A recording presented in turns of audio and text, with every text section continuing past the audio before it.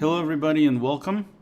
Today we have Andrew Zeng with Rise Acupuncture and Wellness Clinic in Bellevue, Washington. We're thrilled to talk to Andrew about what he does. Andrew, welcome. Please let us know how you started this and what it's all about. Thanks, Oleg. Thanks for having me.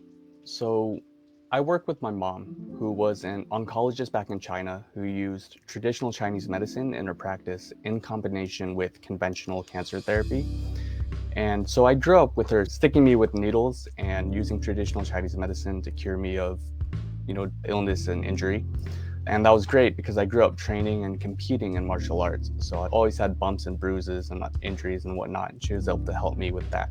She opened the clinic back in 2002, but I was 12 at the time, so I wasn't working with her at that time. She began training me in 2008, mainly to help her with her own back pain and whatnot, and to help myself as I went up to college. But I didn't originally study Chinese medicine in college. I studied biomedical engineering. Fast forward to 2013, I was working in the biotech industry in the San Francisco Bay Area.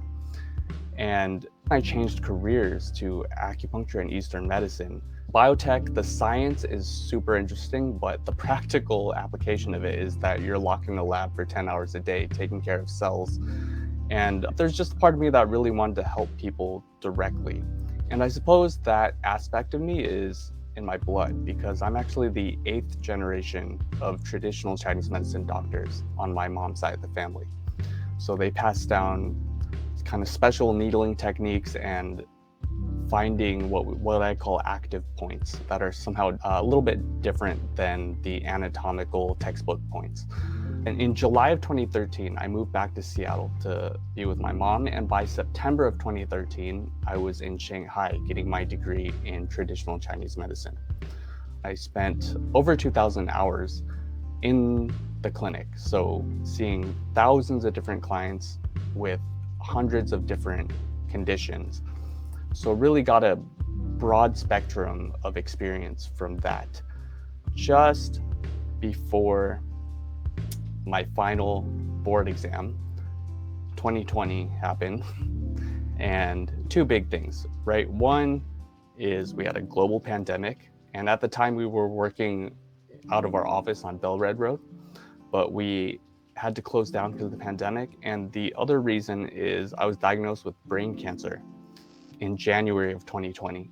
And a lot of people ask me why I was diagnosed with cancer, because I had a healthy and active lifestyle. And when I asked my neuro-oncologist, he said it was just bad luck. And if you ask my mom, she'd say that it's everything that I ever did ever that she didn't agree with. Just kidding, Mom, I love you. And if you ask me, with my understanding of health, so I had a pituitary and a pineal germinoma, two tumors. So the pineal gland is at the center of the HPA axis, and that regulates the stress response. And the pineal gland helps regulate the sleep-wake cycle by releasing melatonin. So what was I doing in my 20s? I was working too hard, playing too hard, not getting enough sleep. That combined with the fact that I was in Shanghai, which is a highly carcinogenic environment, cancer. I went through the traditional chemo and radiation therapy from the time I was diagnosed in January of 2020, and I was cancer-free by June of 2020. So 6 months of treatment and I was good. I had a good prognosis from the start, but also I was able to use my mom's experience as an oncologist who used traditional Chinese medicine in her practice. I didn't have any side effects other than hair loss. I had no pain, I had no nausea. I was able to control that all with acupuncture and some herbal medicine. When you're kind of faced with your own mortality like I was, you really start thinking about legacy and what you kind of want to do with your limited time on Earth. So I've made it my mission in life to create a healthier and happier world. And this clinic is just the first major step on this path. So yeah, that's my story. That's how I got to where I am now and my trajectory that I'm on. We employ a very much evidence-based and holistic approach to health and wellness. What we do is we apply our in-clinic therapies like acupuncture, manual therapy, cupping, infrared heat therapy, and herbal medicine in support of lifestyle therapy. So helping clients cultivate better stress management, sleep, dietary, and exercise habits. Because at the end of the day, that's what's most important, right? The habits are what's most important. The example I always give is sleep. If you're not sleeping well, it doesn't matter how many needles I stick in you. I might be able to help you sleep for a night or two, but if you don't get your sleep hygiene right, it's one step forward, two steps back, right? So what we do in our clinic is we have a kind of habit implementation strategy that leverages the two main aspects of developing a habit, which is the dopamine reward system and neuroplasticity. And how it works is that we give a client, say, 6 habits that we want them to implement into their life over a 21-day cycle. That's 21 days is because that's how long it takes, according to research, to cultivate a good habit with strict adherence. In our clinic, some of our main therapies are acupuncture. So when we're stimulating with acupuncture, we're sending a signal through both our nervous system and connective tissue networks. And so that will do things like turn off the pain center in your brain called the anterior cingulate cortex. It will release adenosine, which is an anti-inflammatory compound. It'll also release endorphins in response to that stimulus. Manual therapy, we use manual therapy in combination with acupuncture to correct the position of the myofascia. So acupuncture is great for loosening the muscles, but if we actually want to change the position of the myofascia, we want to get in there with our hands to actually physically move that. Cupping, if you don't know what cupping is, it's basically a cup that's put on the area of your body and it has a vacuum pressure.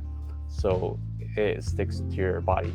And what it does is creates that suction and it breaks the very small blood vessels, the capillaries in the area where it's attached. And that pulls out old blood and brings in new blood. And blood carries all the healing components, nutrients to that area. And then infrared heat therapy is another one. So heat therapy is really great for, say you have very stiff muscles and myofascia, or your shoulder joints are very stiff, that heat can really help to loosen things up. And finally, we have herbal medicine. Herbal medicine we use to prescribe to help balance the body. So when you come in, we'll do a consultation and we may prescribe herbal medicine to help you balance some things in addition to lifestyle therapy. Most commonly, people come to see pain, back pain, neck pain, shoulder pain, whatever kind of pain, just because that's what acupuncture is most known for. But we can actually treat a wide variety of conditions. Most anything we can either treat entirely or benefit. Anything from stress to high blood pressure to digestion problems to infertility. So it's a wide-ranging domain that we have. If you're feeling in any way less than 100%, we can help you in some way. Kids can do it as well. Kids through adults, it's safe. We only use sterile, single-use needles, clean needling technique. We avoid dangerous points. Safety is our top priority. In general, acupuncture accidents are very rare, and for us, it's a never. We never had an accident. One of the Seahawks came in a week before the Rams game last season. And he came in with pretty severe low back pain and rib pain. During our consultation, I found that his erector spinae, psoas, and intercostal muscles were very tight. So I applied electroacupuncture, manual therapy, cupping, infrared heat therapy, and some cooling medicinal herbal compresses. And after 2 treatments, I was able to significantly lengthen and relax those muscles. And that Sunday, it was January 8th, 2023, they beat the Rams 19-16. So I like to say that I take some credit for that win. Another one is we have a guy working in tech, or even me, I'm in front of a computer more than I'd like to be. And when you do that, you tend to get this forward head posture, you get an anterior pelvic tilt.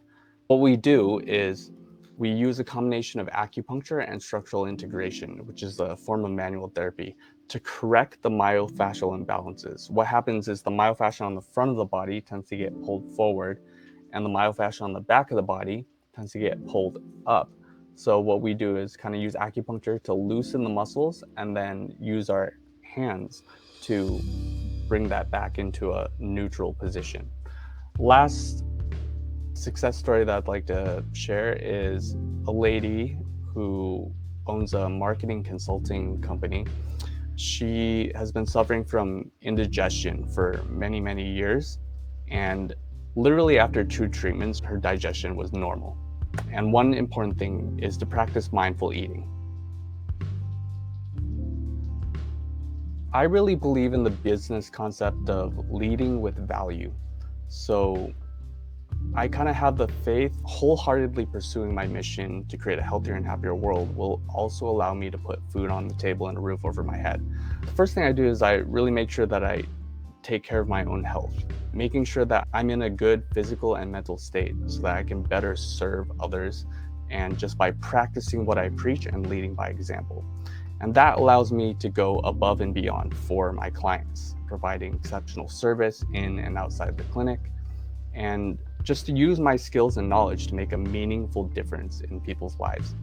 And that for us generates a lot of referrals, which is our kind of main source of new clients.